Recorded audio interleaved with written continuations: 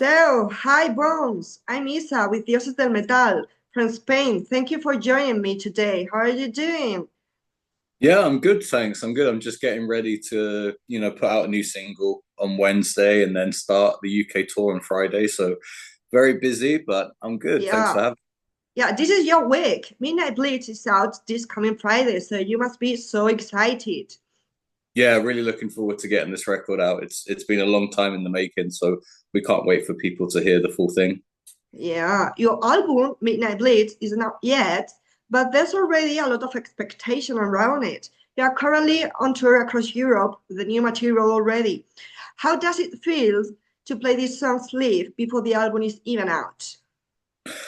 Well, we just did a European tour with Hammerfall, of course, and the set list is made up of three singles that we already released. Uh-huh. One song that's not out just yet, but we felt like we had to play it, because we're all so excited by that track called Barren Lands and Seas of Red. And the rest of the set list is songs from the debut album. So there's not too much in the set that people hadn't already heard, but the reaction has been incredible, especially in Spain as well. I was just saying to someone else, we were really, really pleased. Yeah, I was there, and you were fantastic. Thank Wow. you. Okay, so Midnight Blitz drops next Friday, and it's produced by the metal legend KK. What was it like working with him, and how did his influence shape the sound of the album? It was incredible working with KK. I mean, the thing is, it's so, difficult to spend that much time in the studio with such a legendary figure and not, take away a million things. And the positive thing for us really wasn't just working with him for this record, but the things that we learned are things that we'll take forward with us for the rest of our careers.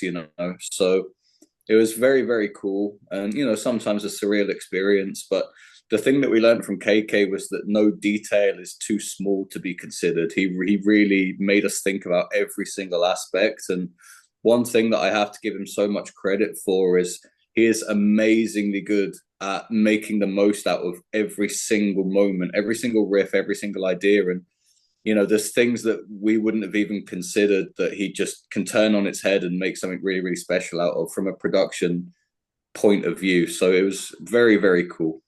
Would you like working with him again in the future? Yeah, let's see. We certainly wouldn't be opposed to it. Yeah. Well, this is your second album. It feels like a new chapter for the band, from Guns for Hire to Midnight Blitz. How would you describe your musical evolution?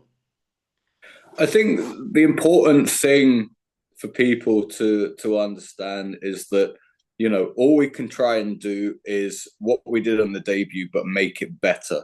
We're not here to compromise on who we are or what we want to do, which is just pure heavy metal. No apologies, no compromises. But we always try to make what we do the best it possibly can be. And the thing is, I think a lot of people forget that in the 80s, all of those bands were really pushing innovation and driving forwards. And there's a lot of bands around these days that they only want to sound like some obscure record from 1982, which I love. I'm a huge fan of that. But that's not what we're trying to do. I mean, I use Judas Priest as an example.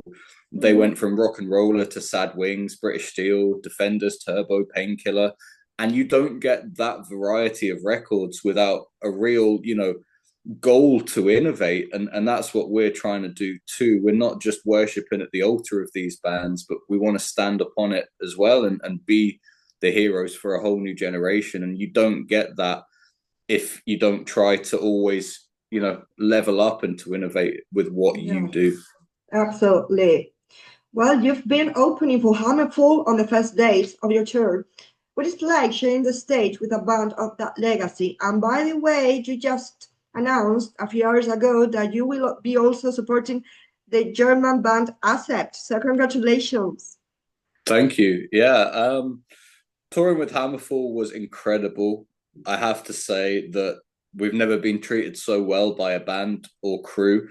They were fantastic, really amazing to tour with, and such an inspiration for us because Hammerfall obviously came around in the late 90s where there wasn't a lot of this style of heavy metal around, and they really carried the flag for it for so many years. And I think we're in a similar position now as a band to where they were in 1997. Yes. And I think it really made for a great pairing. And I think they see that as well in us, that, here's a band that's younger and, continuing to fly the flag for true heavy metal. So it was a great, great partnership, a great tour, and hopefully we can do more with them in the future. And of course, accept one of my favorite bands of all time, one of the greatest heavy metal bands of all time. So we're delighted to be on the road with them as well. Yeah, it must be wonderful. And for a relatively new and young band, you're playing a lot of major festivals on this tour. How does that feel? Do you prefer the intensity of a small clubs, or do you prefer the atmosphere of big festivals? Both. I couldn't possibly choose. They both have their benefits and their challenges, and we like all of it. But we're very, very pleased to be on so many major festivals so far for this tour. There'll be more announced as well, I'm sure. And the really great thing for us is that we aren't just playing the smaller, more sort of true metal festivals. We're able to go into these festivals with some real mainstream rock and metal bands that aren't pure heavy metal. There's, metalcore bands or whatever it is. But the fact that we can play on some of these big lineups like Download Festival here in the UK, Leyendas del Rock in Spain, of course, and, carry the flag for this style of heavy metal into the mainstream world of rock and metal is very, very important to us, because we don't just want to be a band that you have to know about Grim Reaper, Demon, Angel Witch, and these bands to enjoy what we do. We want to be able to, like I say, carry the flag into the mainstream. And if kids can discover us and then get into all of those old amazing bands that aren't so well known, unfortunately, that influenced us, then that's really the mission that we're trying to achieve. What's the hardest part of being on tour for so many months? The lack of sleep, probably. One, the sleeping pattern when you come home is completely fucked. I've been home for a few days and I'm still very much in that, like, go to sleep at 5-6 a.m, wake up at 2 p.m. I'm trying to get back out of it, but of course I go away on tour again in a few days, so I'm not trying too hard. There's all sorts of challenges, but I think the main thing is you have to really enjoy what you do, and you have to want to do it so much. Otherwise, it's going to be very difficult for you. But when the shows have been as great as they have, the response from the crowds has been as great as they have, then it's not a challenge, really. Do you have any tour rituals or routines before going on stage? A little bit, we like to blast music backstage. We have a big Bluetooth speaker that Marshall gave us. So before we go on, we're listening to all the bands you'd expect, AC/DC Accept, Iron Maiden, Halloween, Saxon, you name it, So we like to play that very, very loud, obnoxiously loud from the dressing room, maybe have a beer. And stretching is one. It's not so cool to say, but we all stretch. Necessary. You have to, otherwise you're damaged after the set. So listen to heavy metal, drink a beer, do our stretches. You have a lot of energy on stage, and I've seen you moving a lot, so you have to stretch and warm up before going on stage. Oh yeah, there's been times where we've forgotten or we've been too rushed, and you pay the price if you don't prepare. So And have you noticed differences between audiences as the tour goes on? Any country that really surprised you, or no? Nowhere really surprised us, but I have to say, and I've already said, and it's really true. It's not just bullshit to endear us to the fans, but Spain just totally blew us away. I don't know what show you were at, but particularly Barcelona and Madrid were just unreal. It was incredible. We felt like the headliners. The response from the crowd was so good. So we can't wait to come back to Spain already. Oh, yeah.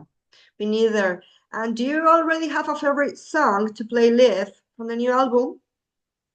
No, I don't have a favorite. I think it changes all the time. And, some nights you come off stage and it can be an unexpected song. You go, wow, that one was really good tonight. There's just something in the air. You know, I saw a great interview with Keith Richards yesterday where someone asked him, are the Rolling Stones the greatest rock and roll band in the world? And he said, some nights we are, some nights we're not. Some nights you're on stage and there's a magic in the air, and you can rehearse as much as you like, but ultimately it's out of your control. You have to sort of leave it over to the metal gods, and that's it really. So that's the same case for what songs are my favorite each night. It changes.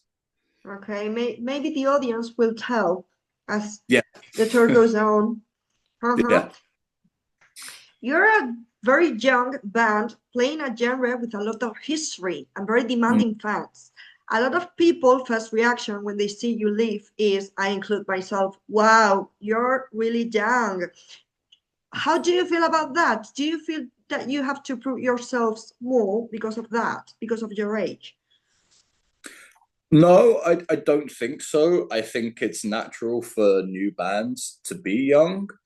But this comes so naturally to us. I get asked a lot about, why do you play this style of heavy metal if you're so young? And the truth is that it's not a conscious thing. We never decided at the start to play heavy metal. It was just, we all grew up listening to Maiden, Dio, Motorhead, you name it. You know, any bands you can think of, we'd listen to. And so it was so natural for us. And, you know, this is just the way that heavy metal is supposed to sound. We don't really think too much about it. So okay, so what was the original idea behind the band when you first started it? So Great Britain is responsible for inventing and I think perfecting heavy metal. But you know, the sort of mid 80s, we never really did anything with this genre. And we grew up waiting for a new band to come along playing this style, and it never really happened. So it got to the point where we thought, well, we'll just do it ourselves. And that was really the goal, is just to put together the band that I, and then the others, of course, have had in our heads since we were kids, the band that we always wanted to see. And the first time we met KK, he said that, you know, he's been waiting for a band to come along from the UK since the early days of Def Leppard that sound like us. And that was a real great endorsement and vindication of everything we're trying to achieve. So we just want to do what our influence were doing, you know. And what about the songwriting process? Are the songs created by just one member of the band? Do you work cooperatively? It changes. There is no one writing process. The first record was written largely by myself out of necessity, because it was written before the band really existed. With this record, we have a settled lineup. We've been out on the road and played so many shows. And, you know, sometimes I'll have an idea, I'll take it to a few of the guys and work on it together. Other times I'll write something completely by myself. Other times someone else in the band will have an idea and bring it in. So there's no one method. It changes all the time. And I think that's a really healthy way for us to write. And in just a short period of time, you have been considered one of the most promising heavy metal bands. How do you see yourselves in the future? Do you see yourselves, I don't know, like Hammerfall or the Judas Priest? I think if we can have a career like either of those bands, we'll be extremely happy.